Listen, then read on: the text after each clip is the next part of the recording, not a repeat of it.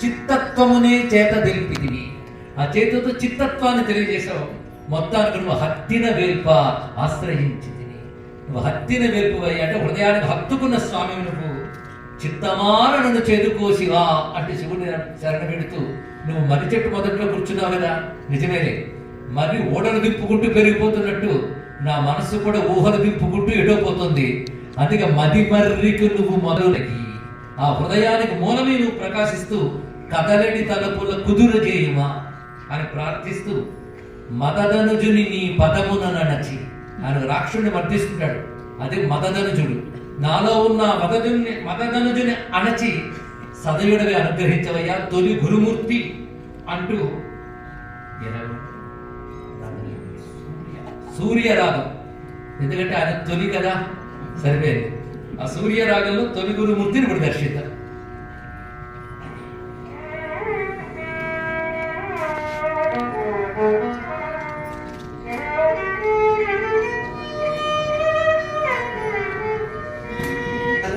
పోగుటే కదా కడు భక్తి యోగము, సిద్ధించినది కదా శివయోగము. శుద్ధ బుద్ధముదం శోభాకరం, శుద్ధ బుద్ధముదం శోభాకరం, సిద్ధించినది కదా శివయోగము, సిద్ధించినది కదా శివయోగము, సిద్ధించినది కదా శివయోగము, శివయోగము, శివయోగము.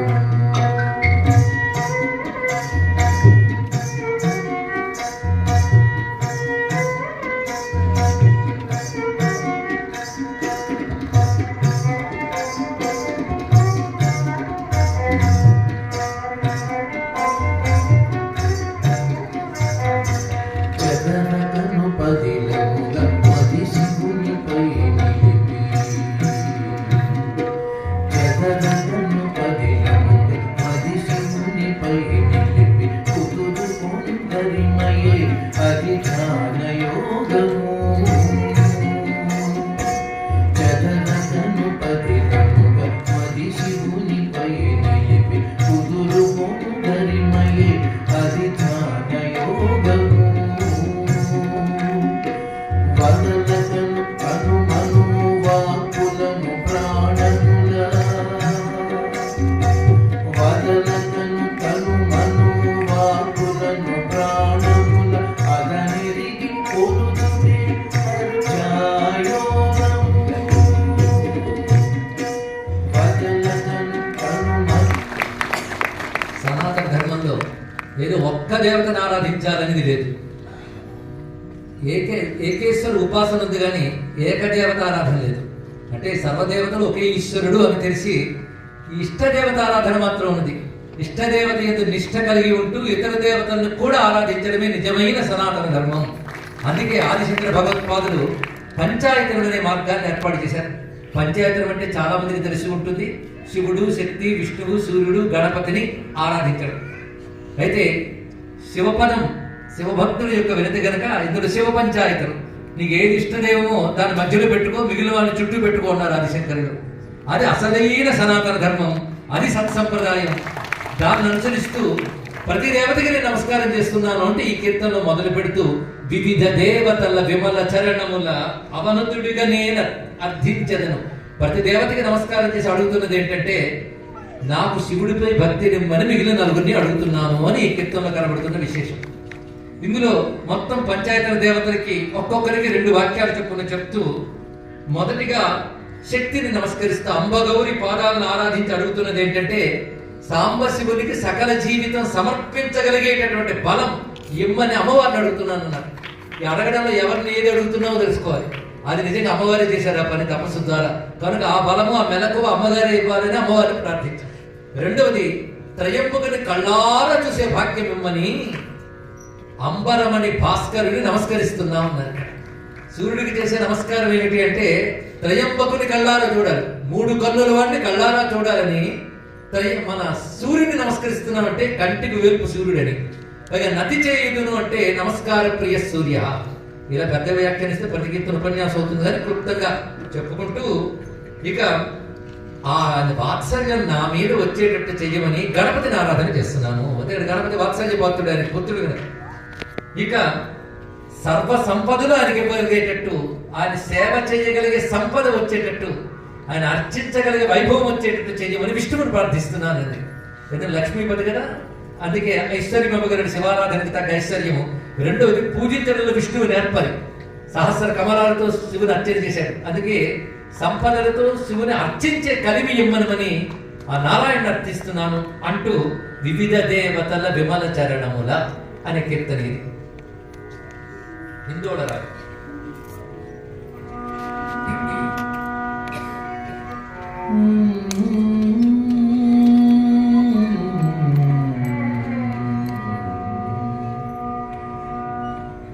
వివిధ దేవతల విమల చరణముల అవనతునిక నేనర్థించెదను.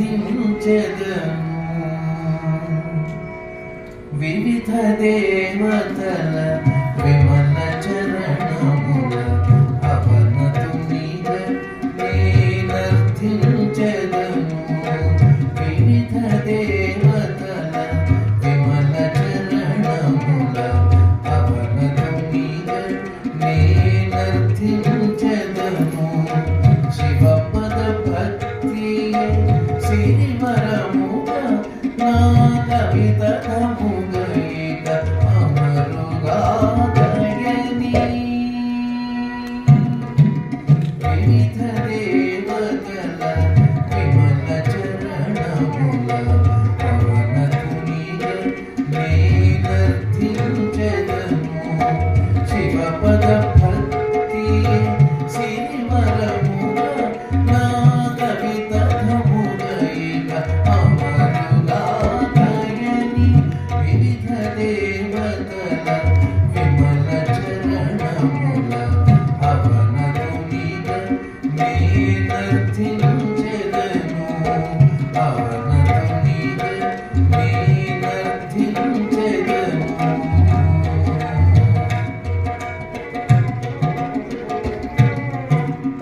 సాంబ శివునకై సకల జీవితం సమర్పించు బలమీయుమని.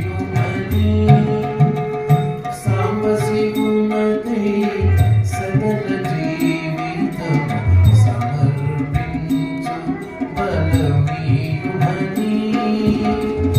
అమ్మ గౌరి పాదాలనందుకొని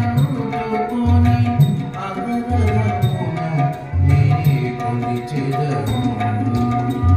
సాంబ శివునకై సకల జీవితము సమర్పించు బలమీయుమని.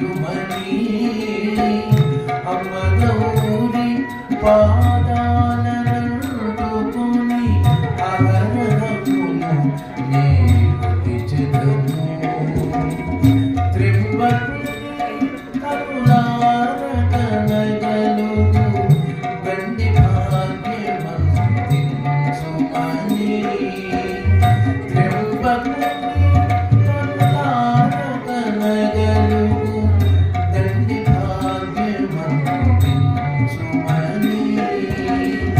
అంబరమణి భాస్కరుని పలుమారు అంజలించినది చేసెదను. త్రింబకుని కరుణారకనగలుగు దండి భాగ్యమంతించుమని. అంబరమణి భాస్కరుని పలుమారు అంజలించి నతి చేసెదను.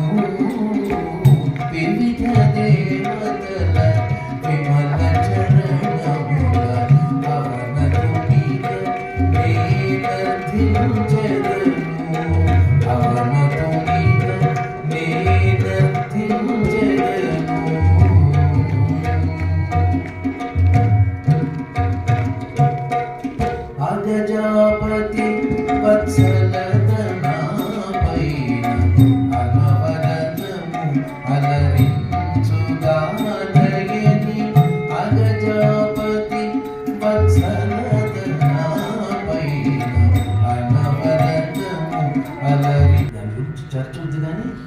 లేవు, అన్నమయ్య పాటల్లో శివుడి పాటలు లేవు అనేది. కానీ అక్కడక్కడ పార్వతీదేవి ప్రసక్తి వస్తూ ఉంటుంది.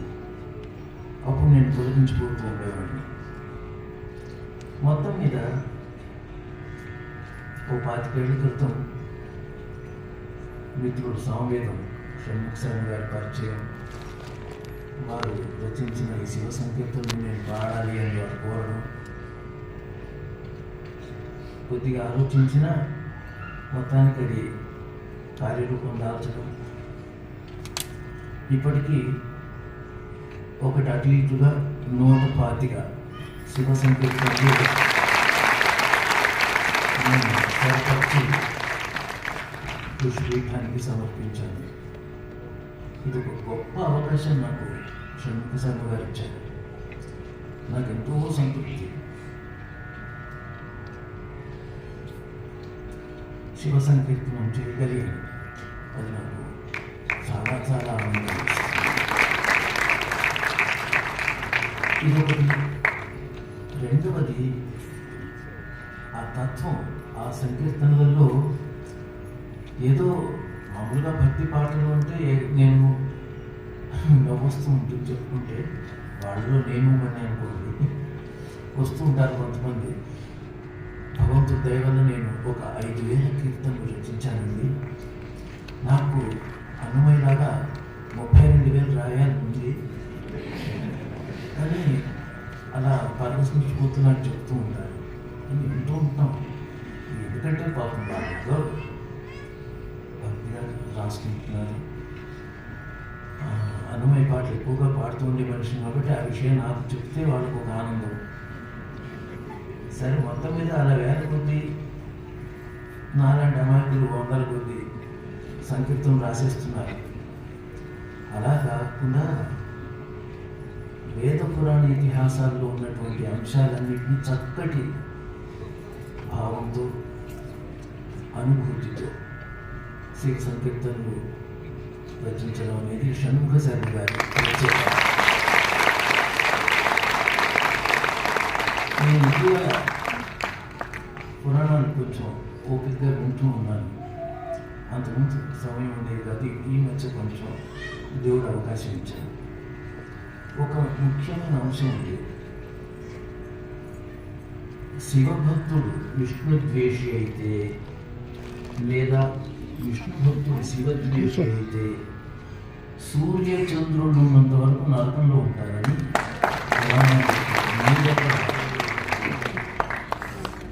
వాళ్ళే చెప్పారు పురాణాలు. ఈ మాట సాక్షాత్ విష్ణువే చెప్పాడు నారదుడికి.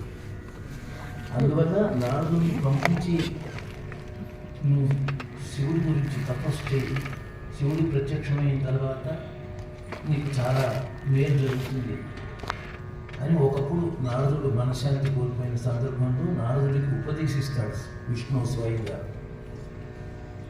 ఇలాంటి విషయాలు కొన్ని విన్నప్పుడు చాలా సంతోషం కలిగింది. అయితే ఎంతమంది వింటున్నారో ఈ మాటలు, ఎవరికి తెలుసో ఎవరికి తెలియదు అని అనిపిస్తూ ఉండేది, ఉంటుంది కూడా ఇప్పటికీ. అప్పుడు నేను సంతోషపడుతూ ఉంటాను. అందుకే అన్నమాచార్య సంకీర్తనలు ప్రత్యేకించి నా చేత పాడించి నన్ను అనుగ్రహించిన వెంకటేశ్వరుడు, రే ఇది ఒకటే కాదు, అన్నమయ్య రాయలేదు కానీ అన్నమయ్య ధోరణిలో చక్కటి సిద్ధాంతాలతో భక్తి ప్రపత్తులతో వేద పురాణ ఇతిహాసాల ధర్మాలు తెలిసి చక్కగా వాటన్నింటినీ క్రోడీకరించి శివ సంకీర్తనలుగా షణ్ముఖ శర్మ అని ఆయన రాశారు. అది పాడు, అది కూడా రాస్తే నీ జాబ్ అని వెంకటేశ్వరుడు నాకు అవకాశం ఇచ్చేందుకు నేను భావిస్తాను. అందుకు గాను షణ్ముఖ శర్మ గారికి నేను చాలా కృతజ్ఞుడు. నాకన్నా 19 ఏళ్ళు చిన్నవాడు. నాకు కొంచెం తొందరగా పెళ్ళి ఉంటే నా కొడుకు వయసు. షణ్ముఖ శర్మ అంటే నాకు చాలా చాలా ఇష్టం, చాలా చాలా ఇష్టం.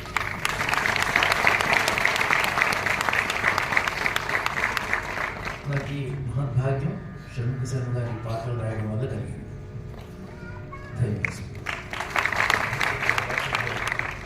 సిద్ధించలేదు కదా సుఖయోగం.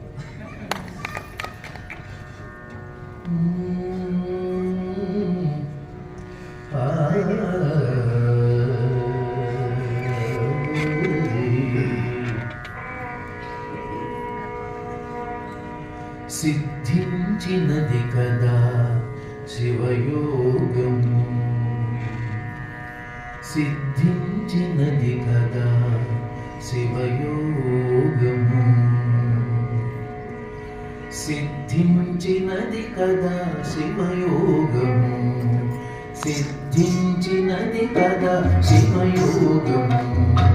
శుద్ధ బుద్ధము ముదము శోభాకరము, శుద్ధ బుద్ధము ముదము శోభాకరము, శుద్ధ బుద్ధము ముదము శోభాకరము. సిద్ధించినది కదా శివయోగము, సిద్ధించినది కదా శివయోగము, శివయోగము, శివయోగము.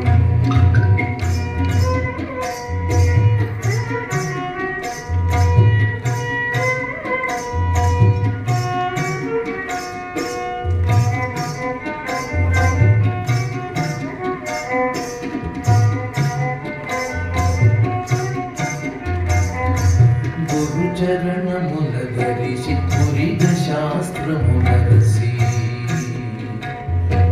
గురుచరణముల ధరిసి పురిద శాస్త్రముల రసి. ఎరుగబడయుటే కదా సరిజ్ఞాన యోగము, గురుచరణము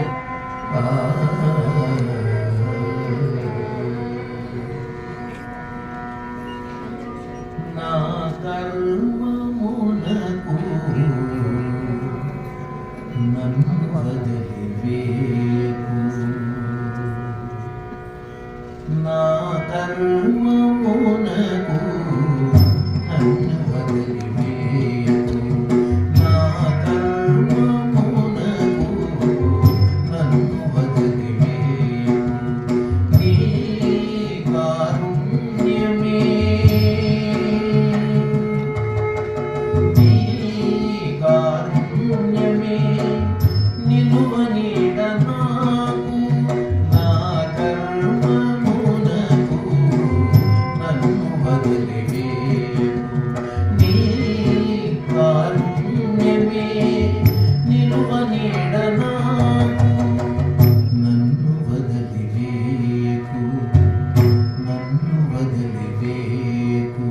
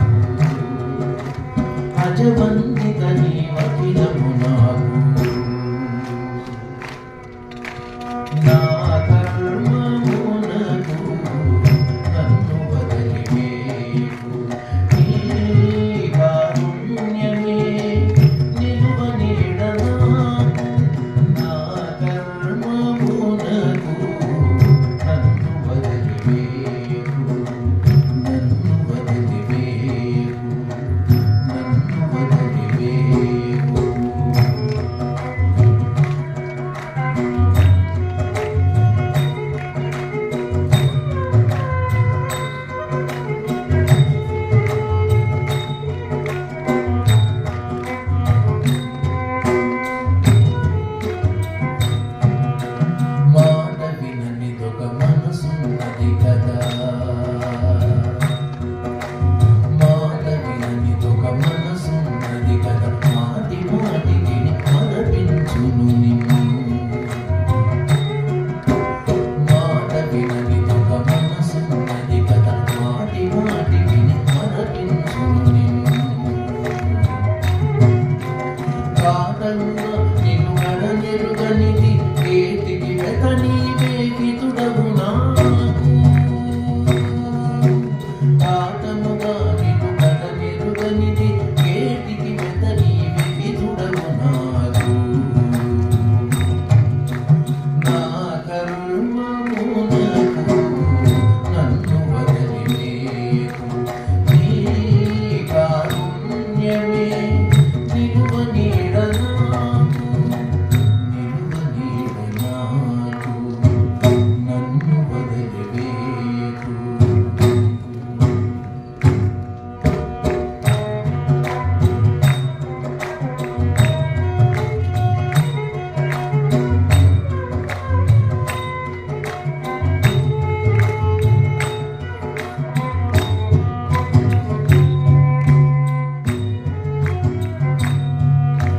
దురితఘనముల దుఃఖవర్ణముల దురితఘనముల దుఃఖవర్షముల తెలిపిలేక ఏ తెరువును గానక దురితఘనముల దుఃఖవర్షముల తెలిపిలేక ఏ తెరువును గానక హరనిను వేడికి పరషణ్ముఖనుదా హరనిను వేడికి పరషణ్ముఖనుద కరిజేరగ నీవే శరణము నాకు హరనిను వేడికి పరషణ్ముఖనుద కరిజేరగ నీవే శరణము నాకు నా కర్మమునకు నన్ను వదిలివేకు నా కర్మమునకు నన్ను వదిలివేకు నీ కారుణ్యమే నిలువ నీడ నాకు నీ కారుణ్యమే నిలువ నీడ నాకు నన్ను వదిలివేకు నన్ను వదిలి నాకు శివుడికి అనుబంధ శివపదం మాత్రమే. అందుకే బతుకి లక్ష్యం ఏమిటయ్యా అంటే చిన్ని పాటలతోడు నిన్ను నుతియించమని నన్ను పుట్టించిది నాదమయ సాంబా అని ఒకసారి చెప్పడం జరిగింది. అంతేకాదు శివాంకితం మీ శక్తి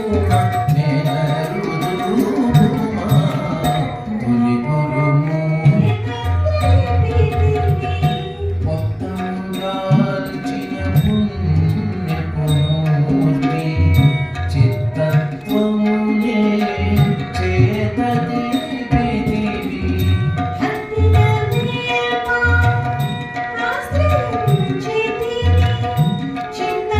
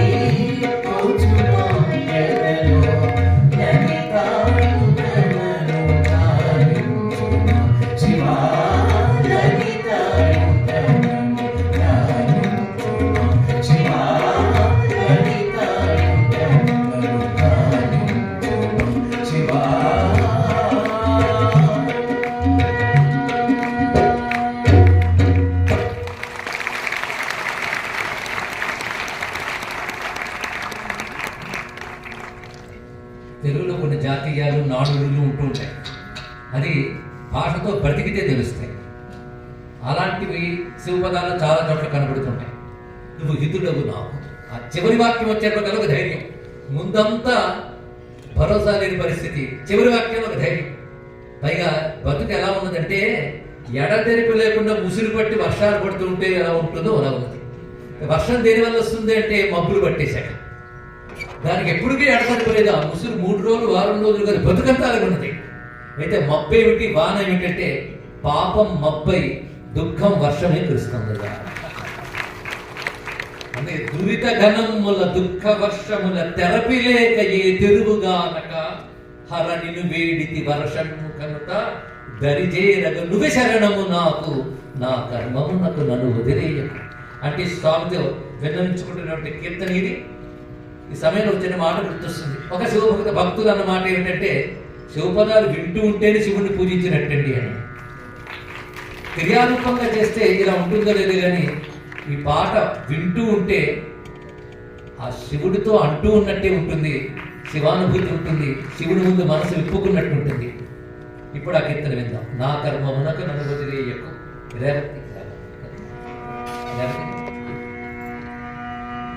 ఇప్పుడు షణ్ముఖ గారు చెప్పిన మాట పరమ వాస్తవం. ఆ భక్తులు ఎవరో కానీ అందరి అభిప్రాయం అదే, ఆయన ఒక్కడికే కాదు. గట్టిగా చెప్పుకుంటే మా కళాకారులందరికీ అదే భావం. ఈ సంకీర్తనలు పాడుతుంటే శివ పూజ చేసిన అనుభూతే. పూజ విడిగా చేయక్కర్లేదు, ఈ పాటలు పాడుతుంటే చాలు అన్న భావంతోనే ఉంటున్నాను. ఒక 2 దశాబ్దాలుగా నా పాటలు నేర్చుకుంటూ నాతో పాటు కచేరీలు చేస్తూ ఇప్పటికీ దాదాపు ఒక 750-800 కచేరీలు నాతో పాటు. రావూరి గుల్లెమ్మ తెనాలి కొలకలూరు వాస్తవ్యురాలు, అక్కడి నుంచి టీటీడీకి సర్వీస్కి వచ్చింది. 150 పాటలు నేను స్వరపరిచినవి టీటీడీకి రికార్డ్ చేసిన మహిళా గాయని. అన్ని పాటలు టీటీడీకి పాడిన స్త్రీ కళాకారిణి మరొకటి లేదు. ఆ అదృష్టం గుల్లెమ్మ దక్కింది. మరి ఆయన శంకర్ గుల్లెమ్మకు సాక్షాత్తు భర్తగా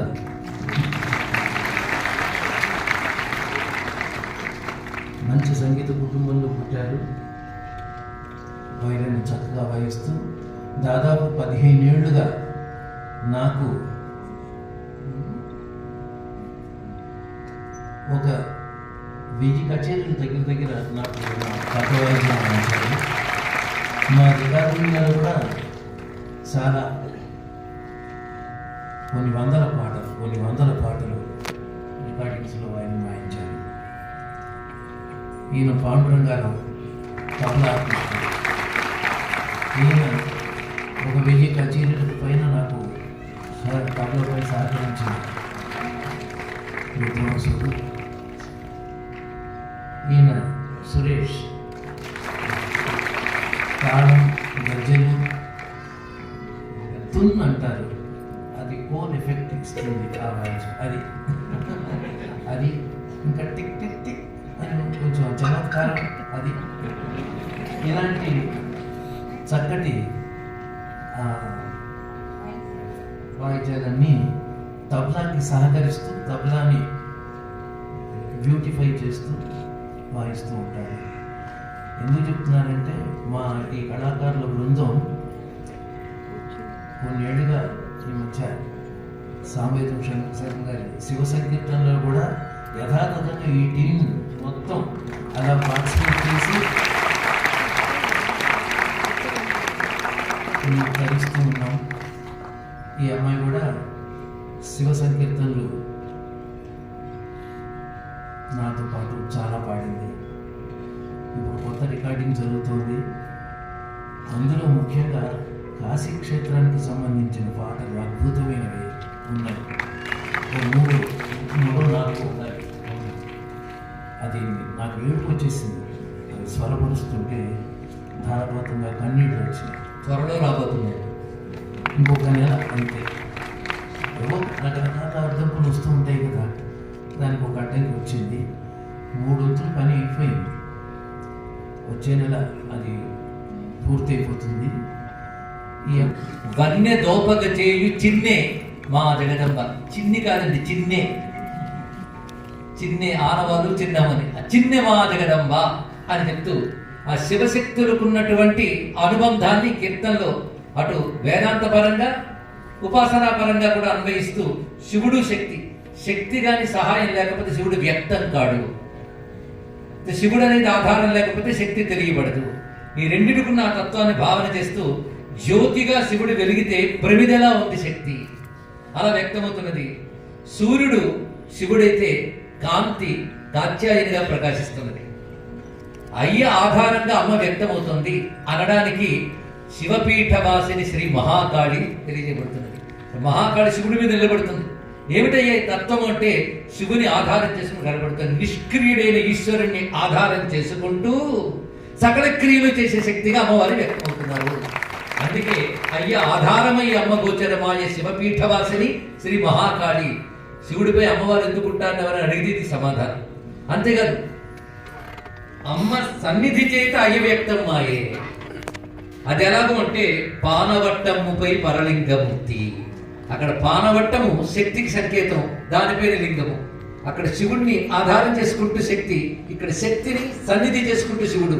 ఇలా శివశక్తుల యొక్క అన్వయాన్ని చెప్పే కీర్తన పటికంపు ఛాయ. ఈ పాటకి రచనకి వీరి స్వర రచనే అందం ఇచ్చింది కనుక ఆ పాట అర్థం తెలియకపోయినా ఎందరినో ఆలోచించింది. ఇవాళ అర్థం తెలుసుకున్నాం.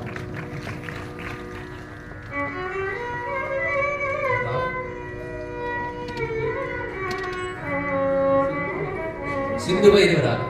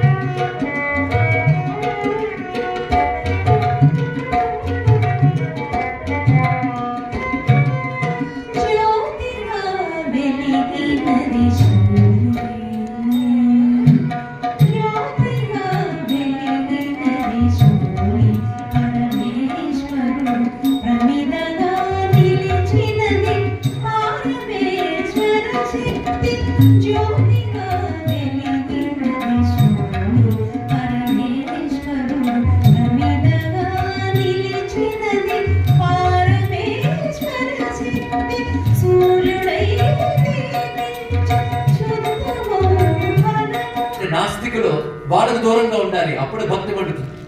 నేను భక్తులు అంటే నాస్తికులు నా ఫ్రెండ్స్ అంటే భక్తి తప్పకుండా ఎప్పటికప్పుడు చచ్చి ఉంటుంది. అందుకే నాస్తికులకు దూరంగా ఉండాలి భక్తి సాధనలో. అందుకే స్త్రీధన నాస్తిక వైరి చరిత్రన్న శ్రవణీయన్న స్మరణీయం అన్నారు. మహానుభావుడు నారదులు వారు. అందుకే ఇక్కడ హర విముఖులకు నెడమయ్యి సమత శివమయమగుట. అక్కడ సమత అనే మాటకి విశేషం ఏంటంటే సుఖ దుఃఖాలు లాభ నష్టాలు ద్వంద్వములు యందు సమబుద్ధి కలిగి శివమయము కలిగి ఉండాలి. అది సరి అయిన యోగము. ఇదంతా కలిపి శివయోగం అవుతుంది. అలాంటి శివయోగం సిద్ధించింది. అదే శుద్ధము బుద్ధము ముదము. శుద్ధం బుద్ధం ఆనందం, ఇది శివతత్వం. అందుకే సిద్ధించినది కదా శివయోగము, శుద్ధ బుద్ధము ముదము శోభాకరము అంటూ ఆ శివయోగ సిద్ధితో ఆనందంగా పాడుకుంటున్న కీర్తన ఇది. భౌళి రాగంలో స్వరపరచబడింది.